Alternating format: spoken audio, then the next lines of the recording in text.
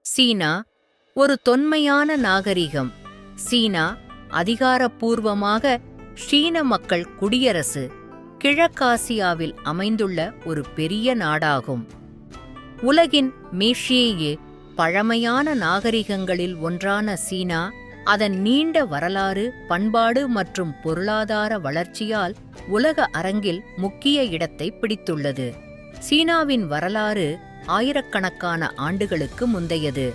பண்டைய சீனாவில் பல வம்சங்கள் ஆட்சி செய்தன.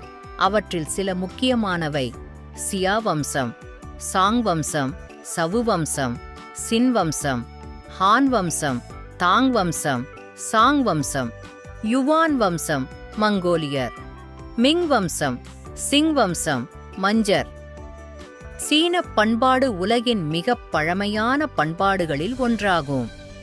கன்பூசியம், தாவோயிசம் மற்றும் பௌத்தம் ஆகிய தத்துவங்கள் சீன சிந்தனை மற்றும் வாழ்க்கை முறையை வடிவமைத்துள்ளன.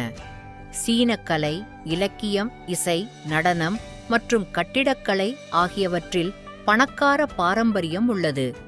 சீனா உலகின் முன்னணி பொருளாதாரங்களில் ஒன்றாகும். தொழில்துறை புரட்சியின் பின்னர் சீனா வேகமாக வளர்ந்துள்ளது. இன்று சீனா உலகின் மிகப்பெரிய ஏற்றுமதியாளர் மற்றும் இறக்குமதியாளர். சீனாவின் பொருளாதார வளர்ச்சி உலகப் பொருளாதாரத்தின் ஒரு முக்கிய இயக்கியாக உள்ளது. சீனா பல சவால்களையும் எதிர்கொள்கிறது.